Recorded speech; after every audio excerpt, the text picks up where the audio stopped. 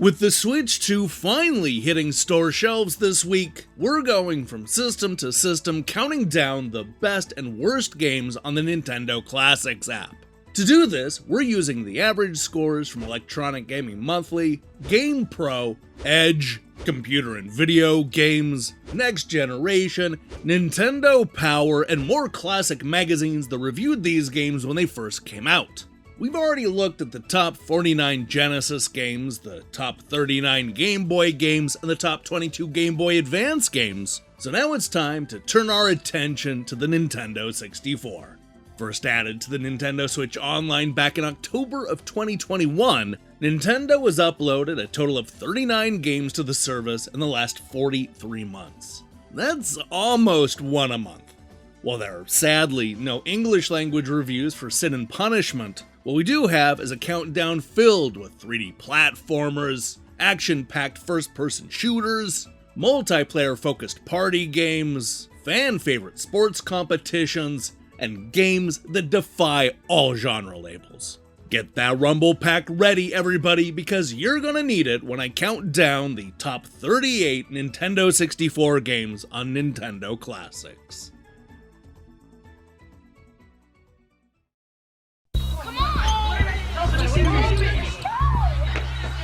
Unbelievable! Oh man! Somebody tell me what that... Oh, did you see that? I think I'm in love. Tommy passed out! Coach! What's going on here? I thought I plugged that hole! What's got these guys so excited? Player's Choice games for N64. Just $39.95. Look for the Player's Choice logo.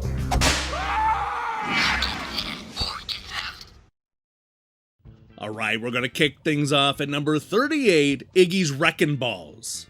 Now here's a Nintendo 64 character that you've probably forgotten about. Part platformer and part racing game, Iggy's Reckin Balls is an interesting mashup that features a bunch of ball characters using grappling hooks to climb up large towers and avoid dangerous obstacles. The critics found the ball-shaped characters to be frighteningly ugly and complained that all of the best multiplayer options were stolen directly from Mario Kart. The few critics that actually liked the game praised the unique level designs. Number 37, Killer Instinct Gold. While the fans continue to love it, Killer Instinct Gold was viewed as a big disappointment when it finally hit the Nintendo 64 in 1996. It was a 2D fighting game that was released at a time when 3D fighters were all the rage. Couple that with missing content and a presentation that was nowhere close to being arcade perfect, despite what they promised, and the critics' average lands at a so-so 72%. Number 36, Yoshi's Story. Short and easy. That's the knock you hear about Yoshi's Story in practically every review. The critics liked the bright and colorful style, with most arguing that it's not a bad game per se, it's just that it's not a very good or involving game. It's small and inconsequential, a disappointing follow-up to Yoshi's Island. It was far too expensive for what amounts to being a 2-hour game. Number 35, Dr. Mario 64. If you watched the Game Boy countdown, then you already know that the critics weren't that keen on Dr. Mario. The same continues with the 64-bit upgrade. Electronic Gaming Monthly called the series clunky, while N64 Magazine did not mince words, complaining that Dr. Mario 64 is dull, rushed, and completely without merit. An insult, frankly. Jeez, tell us what you really think. Number 34, WinBack, Covert Operations. Perhaps an odd pick for the Nintendo Switch Online, but still one that's worth checking out. The critics spent a lot of their time comparing WinBack to the competition, especially Metal Gear Solid, Siphon Filter, and Time Crisis. Both Next Generation and GamePro argued that WinBack may not be the GoldenEye 007 killer, but it is an excellent way to pass the time until Perfect Dark comes out. Ooh, too late for that. Number 33, Pokémon Stadium 2. Released almost exactly a year after the original, Pokémon Stadium 2 is the kind of sequel that can be accused of simply copying and pasting most of the key elements from the first game, but people were still into it at the time because it allowed them to transfer their Pokédex from the newer Pokémon games, Gold, Silver, and Crystal. Electronic Gaming Monthly complained that the sequel was too close to the original and didn't offer much for those who hadn't had a chance to catch them all. Other critics were a bit more charitable, but most agreed that the sequel was unessential. Number 32, Shadow Man. Coming only 2 years after he was first introduced in the pages of the Shadow Man comic book, Michael Leroy was the perfect fit as video gaming's next great anti-hero. He was darker and more menacing than many of his contemporaries, fighting off dead-side demons with voodoo magic and mysticism. The critics mostly agreed, with EGM, GamePro, and Nintendo Power all praising the story, the adventure, and the atmospheric tone. Next Generation, on the other hand, complained that it was too much like Tomb Raider and that the developers were too enamored by the game's mythological roots to create something truly great. Number 31, Kirby 64, The Crystal Shards.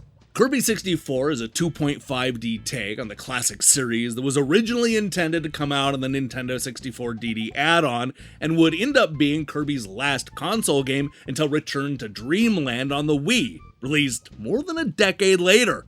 The critics were certainly charmed by this 2000 release, but Kirby 64 was considered a lesser Nintendo title at the time, an opinion that it's had a hard time shaking all these years later. Number 30, Mario Party 3. After mostly enjoying the first two installments, the critics started to turn on Mario Party after they realized that Nintendo intended to run this as an annual series. Many complained that the mini-games were either too similar or just straight up identical to the previous entries, and those complaints about the computer cheating were even louder this time around. Mario Party 3 still had its defenders, but with a 4 out of 10, Game Informer fully tapped out. Number 29, Pokémon Stadium. With Pokémon games flying off of store shelves, everybody hoped that we would eventually see a big console role-playing game on the Nintendo 64. Unfortunately, what we got instead was Pokémon Stadium, a game that hoped that seeing your favorite pocket monsters battle in 3D would be enough of a draw. The critics liked it enough, but there's certainly disappointment in the air. A lot of the reviews focused on the relative lack of things to do in the stadium, but argued that Pokemon fans will still probably end up digging it. Number 28, Mario Party 2. Released only 11 months after the first game, Mario Party 2 is, it's more Mario Party. Not to be dismissive or anything, but Mario Party 2 is the first of a long line of mostly annual sequels that added just enough to warrant a purchase. In this case, we get more elaborate boards, 65 different mini-games, and a number of tweaks that came from watching how people played the original game. The critics were mostly on board with the sequel, but there were definitely signs that the good feelings about the series might not hold for much longer. Number 27, 1080 Degrees Snowboarding. While Nintendo may be known for their more cartoony sports games starring Mario and his friends, the company actually has a rather impressive lineup of more realistic sports titles. One of the most memorable was the 1080 Degrees Snowboarding series, which started its life on the Nintendo 64. The critics praised the realistic physics and the great graphics, largely comparing it to Wave Race 64. However, others complained that it lacked variety and was over right when it was starting to get good. Number 26, Harvest Moon 64. Long before anybody coined the phrase cozy game, Harvest Moon was king. Instead of defending the Earth from alien invaders or fighting the World Warriors, this was a game all about gardening, relationships, and selling your goods at a local farm. The critics called it a life simulator, saying that it's the sort of thing that you either love or hate. Others praised the charming visuals and the cute writing, but found it a bit tedious and maybe even a little bit boring. GameFan even wondered if they were going to have to turn in their man card after recommending Harvest Moon 64.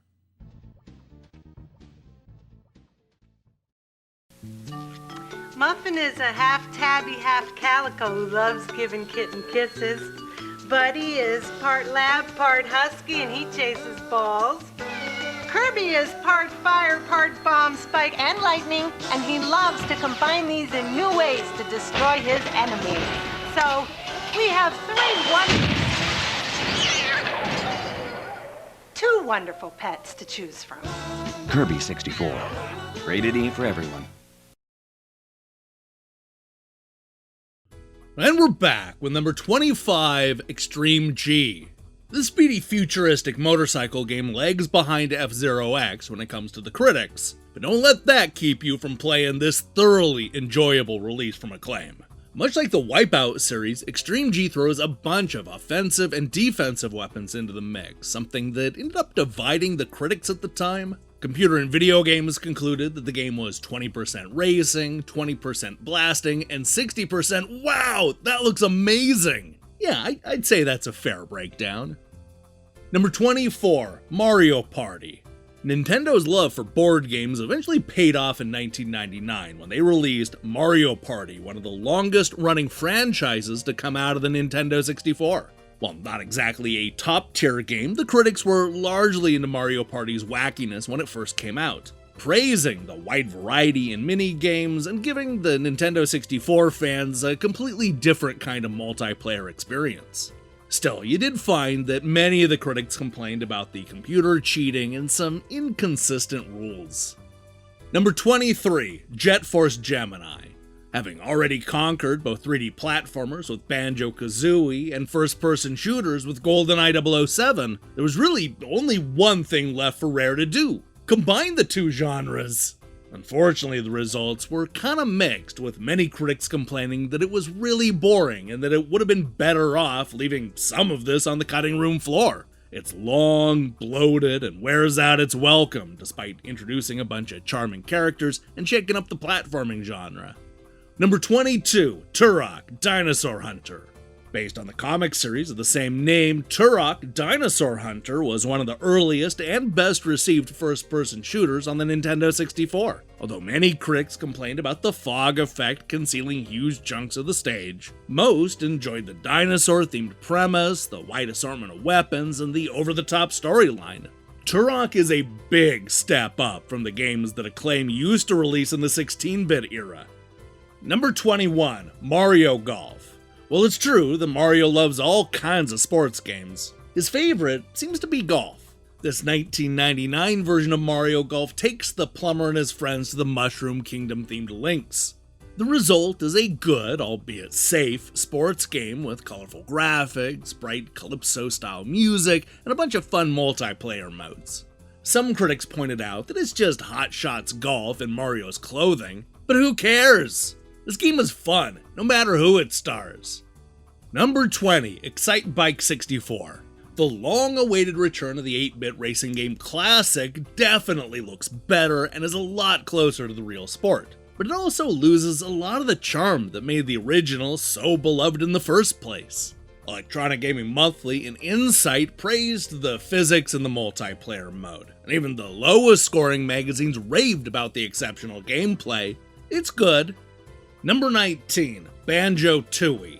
Released relatively late in the Nintendo 64's life, Banjo-Tooie came out at a time when many critics were starting to openly complain about 3D platformer fatigue. Between the PlayStation and the Nintendo 64, the genre had been done to death, and the massive size and the amount of stuff that you had to collect in this sequel ended up working against it.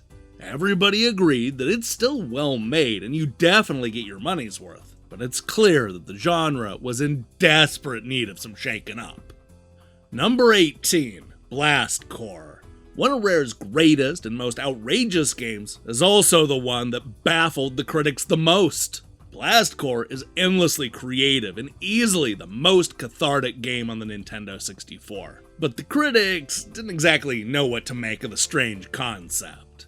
Many were impressed by the amount of content and the massive explosions, though a few did call it repetitive and pointless. Man, Blast Corps deserves better. Number 17, Mario Kart 64. Make no mistake about it, the critics like Mario Kart 64. They enjoyed the 4-player gameplay, the new level designs, and the speedier gameplay. But let me tell you, after that Super NES game came out swinging, many critics were actually a little bit disappointed that Nintendo played it so safe. Even the magazines that gave the game the highest scores noted that Mario 64 is not as revolutionary as many of the other Nintendo 64 games. That said, it still managed to earn an impressive 87%. Number 16, Pokémon Puzzle League. Never mind that this is just paneled upon with more Pokémon trappings. Puzzle League really is one of the best multiplayer games on the Nintendo 64, a system that is specifically known for having a lot of great multiplayer games. It's also just one hell of a puzzle game, forcing players to work out a lot of problems in some pretty clever ways. That said, Hyper and Next Generation complained that Jigglypuff didn't exactly have a whole lot to do in the game. Number 15, Ridge Racer 64. Now you may think of Ridge Racer as a PlayStation game, but 5 years after it launched with Sony's console, a brand new cartridge version was made for the Nintendo 64. Featuring tracks from both Ridge Racer and Ridge Racer Revolution, as well as console-exclusive levels called Renegade, this is a really good rendition of two aging racing games. I say good, but there were definitely bigger, better, and more robust racing games on the market for both the PlayStation and the Nintendo 64. Number 14, Paper Mario. By 2001, the question had gone from can Mario work as a role-playing game to can Mario work as a role-playing game without Square on board? Thankfully, that concern was short-lived, because Paper Mario is yet another great game on the Nintendo 64. Next Generation didn't mince words when they called it one of the best RPGs ever, and even the most negative critics agreed that the paper gimmick led to some truly creative and inspired moments. It's easy to see why this game spawned so many sequels. Number 13, Pokémon Snap. If you're sick of trying to catch 'em all the old-fashioned way, then perhaps you'd prefer a relaxing ride through an island filled with all sorts of pocket monsters posing for the camera. Believe it or not, Pokémon Snap is actually the top-rated Pokémon game on the Nintendo 64. It's also a radical departure from the other games in the series, creating a fun and oddly relaxing experience that'll appeal to those that even have no interest in throwing balls or winning tournaments.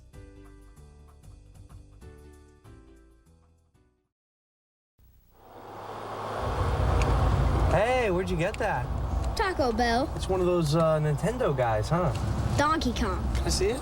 In a minute. Come on. Oh, come on, Dad. All right, guys. We're going to Taco Bell.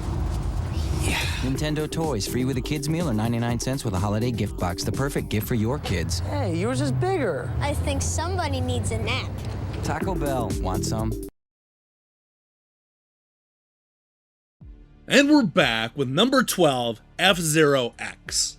Coming 7 long years after the top-selling Super NES launch game, F-Zero X reinvented the franchise as a faster and far more furious racing game built around its multiplayer action. While Nintendo Power raved about the speed, variety, and the silky play control, other critics were a little put off by the changes, preferring the old-school look and the gameplay. Number 11, Turok 2: Seeds of Evil. Turok 2 is everything that you want in a sequel. Improved graphics, better gameplay, larger level designs, and a dizzying array of multiplayer modes. This was more than enough to graduate this series from just another good Nintendo 64 game to being one of the system's best first-person shooters. And let me tell you, with GoldenEye, Perfect Dark, and Doom, there was some stiff competition for that title in the late 1990s. Number 10, Mario Tennis. Mario may not look like the typical athlete, but he's starred in a shocking amount of sports games over the years. Mario Tennis came out in 2000, bringing the full gang together to, play tennis. I mean, what'd you think was gonna happen? Maxim gave it a perfect score, explaining that it's hard to take tennis seriously when it's played by babes in short skirts. But apparently they had no problem with plumbers and dinosaurs. EGM, on the other hand, called it a must-buy, with all the other critics enthusiastically recommending the game. Number 9, Pilotwings 64. It's not easy launching alongside the greatest video game of all time, but Pilotwings 64 refused to let Mario's 3D antics overshadow its impressive accomplishments. Much like the Super NES original, this Pilotwings sequel was more of a tech demo than a real game, but what it did was it expertly showed off what the Nintendo 64 was capable of, including doing a few tricks that you didn't see with Mario. Number 8, Banjo-Kazooie. For those who had already collected all 120 stars in Super Mario 64, Banjo-Kazooie was the next great 3D platformer. Winning the Game of the Month prize in Electronic Gaming Monthly's 110th issue, they called Banjo-Kazooie grand, beautiful, addictive, and most importantly, fun. The critics loved the lengthy adventure, the massive levels, the variety of action, and all the things that you have to collect. There's a reason why Banjo-Kazooie is one of the most loved and cherished platformers on the Nintendo 64. Number 7, Wave Race 64. The third Nintendo 64 game is also the top-rated racing game on the system. Wave Race 64 was bright, colorful, and so much fun, wowing critics with its realistic water physics. Even the most skeptical critics had to hand it for Nintendo to keep the quality high, with many magazines including Wave Race as one of the top 10 games of 1996, usually somewhere below Super Mario 64. Number 6, Star Fox 64. While nowhere near as revolutionary as the Super NES original, Star Fox 64 still managed to impress the critics with its vastly improved graphics and action-packed stages. While some complained about its short length, many were quick to push back that the game is full of different paths to take and it's going to require you a few tries before you actually see it all. They also loved the brand new multiplayer modes. Number 5, Perfect Dark. After the overwhelming success of GoldenEye 007, both critics and fans wanted more Bond.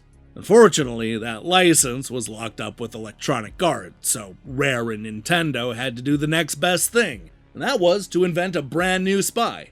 Joanna Dark is a sleek, sexy spy for the future, complete with even more advanced tech, a science fiction story, and new multiplayer modes that required an expansion pack just to run smoothly. The critics liked it, but not nearly as much as GoldenEye. Number 4, The Legend of Zelda: Majora's Mask. Majora's Mask had the impossible task of being the Legend of Zelda installment that followed what many consider to be the greatest video game of all time. I mean, it could have cured cancer and it still would have been overshadowed by Ocarina of Time. While initially polarizing with fans, the critics loved the follow-up. They praised it for taking a chance and not just recycling the same structure of the last game. That said, there was no doubt about it. Even with the high scores, the critics did not feel that Majora's Mask lived up to the same heights as Link's first 64-bit adventure. Still, 94% is good enough for a 4th place finish, and that's not bad. Number 3, Super Mario 64. Not just a great launch game, but one of the most influential games ever made. Super Mario 64 was a sea change for the industry. It was Nintendo ushering in a new generation of console and platformer, completely reshaping how we viewed Mario and his many friends in the Mushroom Kingdom. This was a masterpiece, and every critic agreed. Next Generation even went as far as to call it the best video game ever made. Number 2, GoldenEye 007. One of the greatest movie games of all time was also the must-own multiplayer game of the year back in 1997. GoldenEye 007 puts you in control of the world's most famous spy, complete with a huge selection of gadgets and levels that are straight out of the Pierce Brosnan movie. But it was the nostalgia-filled multiplayer matches that the critics couldn't stop raving about, making this rare classic one of the greatest Nintendo 64 games of all time. And finally, in number 1, The Legend of Zelda: Ocarina of Time. Look, the top spot was never in doubt. The best reviewed Nintendo 64 game was always going to be The Legend of Zelda: Ocarina of Time, earning an impossibly high average of 99% from the critics. This remained the top scoring game for decades, easily dismissing even the most high-profile challengers. While it's easy to point to the epic story, the incredible boss fights, and the sprawling world, the brilliance of Ocarina of Time is that it managed to create a template for 3D adventure games, all while making it look so easy. Simply the best.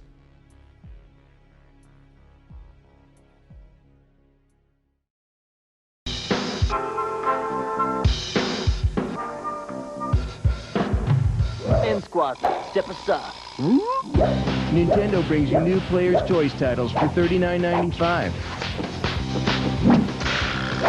And N64 for $99.95. Get million sellers like Zelda, 1080, Yoshi, Banjo-Kazooie, and WCW vs. NWO. With deals like these, you can play till it hurts. Thank you for shopping Nintendo. Hey, thanks for watching me count down these classic Nintendo 64 games. If you liked what you saw here, then you should know that we're actually doing one of these for every system on the Nintendo Classics app. We've already looked at the Genesis, the Game Boy Color, and of course the Game Boy Advance, so all we really have left to do is the Nintendo Entertainment System and the Super NES. Expect one of those to show up next week. Now, here's the question I have for you. What's your favorite Nintendo 64 game? Oh, there's so many good ones to choose from. I can't wait to see your picks in the comments below. In other news, we're going to be back next week with some actual reviews. Yeah, I know, I've been putting those off recently. Why wait for that? I strongly recommend you click that subscribe button and support what we're doing here. Until then,